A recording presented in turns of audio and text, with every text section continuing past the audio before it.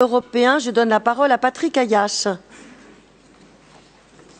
Merci Madame la Présidente, mes chers collègues.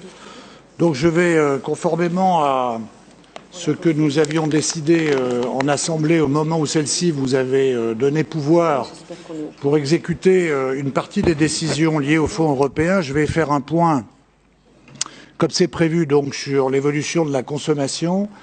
Mais je vais essayer également, puisque nous sommes à la fois en fin d'exercice ou quasiment en fin d'exercice et à la fin des 3 premières années de notre programme, de mettre en perspective celui-ci pour répondre d'ailleurs aux nombreuses questions qui me sont posées sur le niveau de consommation des fonds européens.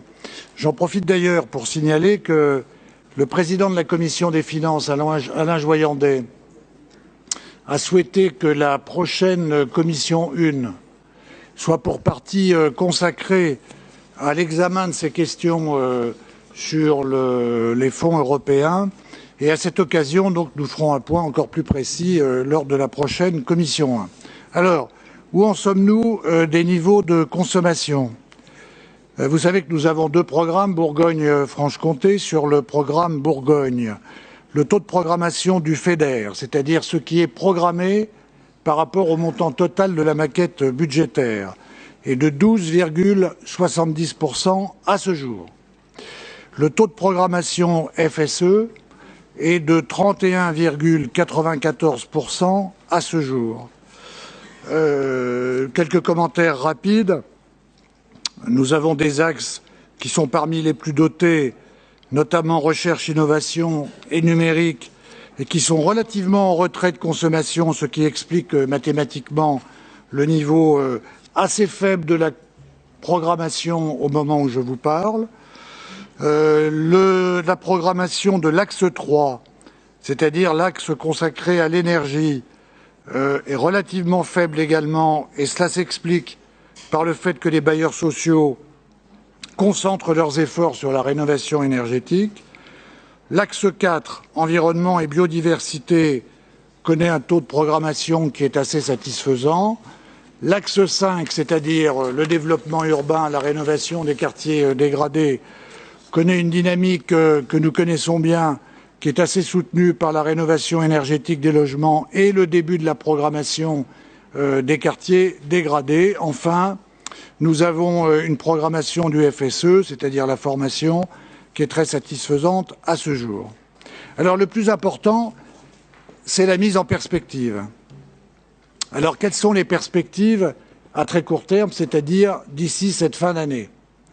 D'abord, je voudrais souligner le plan d'action que nous avons engagé depuis le début de l'année, et je voudrais en profiter pour remercier le service Europe, la fabrique à projets que nous avons créée au mois de mai, l'ensemble des directions et des services les plus concernés, ainsi que des élus très associés à la programmation des fonds européens, pour le travail extrêmement important qui a été réalisé depuis le début de cette année. Nous avons effectivement désormais un vivier important de projets, environ 8 millions pour le FEDER du PO Bourgogne, ce qui pourrait nous amener à atteindre, au lieu des 13% que j'indiquais tout à l'heure, 20% de programmation en fin d'année. Enfin, un point majeur, qui est le très haut débit.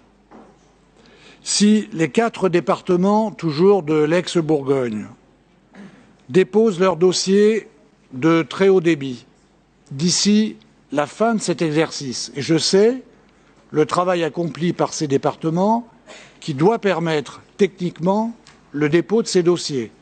Je vois M. Sauvadet d'un seul coup me regarder, mais je sais que la Côte d'Or, comme les 3 autres départements, ont très largement avancé et devraient pouvoir, si ce n'est déjà fait d'ailleurs, déposer leur dossier dès cette fin d'année. Dans ce cas, c'est quasiment 20 millions d'euros de FEDER supplémentaires qui pourra être versé aux 4 départements, et en additionnant le vivier que j'ai indiqué plus le FTTH, nous arriverions, Madame la Présidente, environ à 30% de programmation sur le FEDER du programme Bourgogne, ce qui serait à ce moment-là un taux satisfaisant, on va dire. Voilà, et qui nous permettrait à la fois d'être à l'abri du dégagement d'office, bien entendu, mais surtout de retrouver le niveau de programmation qui aurait dû être le nôtre. Donc, j'insiste bien sur ce point et je remercie évidemment les départements et les services et Patrick Molinos qui a suivi le dossier du numérique de cette avancée qui pourrait être déterminante pour notre niveau de consommation. S'agissant du PO FEDER Franche-Comté, nous sommes là à un taux de programmation satisfaisant, donc je passe assez vite, quasiment 28% sur le FEDER, et sur le FSE, 54% en arrondissant les centièmes.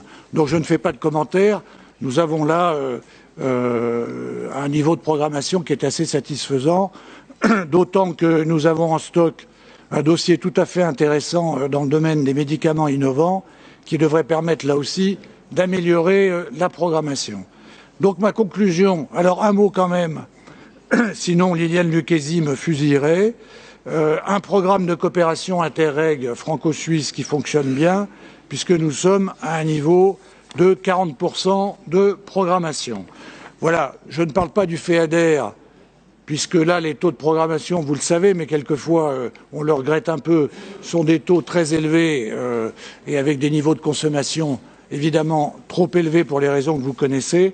Mais donc, si toutes les mesures que je viens d'indiquer aboutissent d'ici la fin de l'année, nous pourrions, et c'est la première fois que je suis optimiste depuis le début de notre session, de notre Assemblée, grâce au travail réalisé par les élus et l'ensemble des collègues, aboutir à un taux de programmation satisfaisant en fin d'année 2017.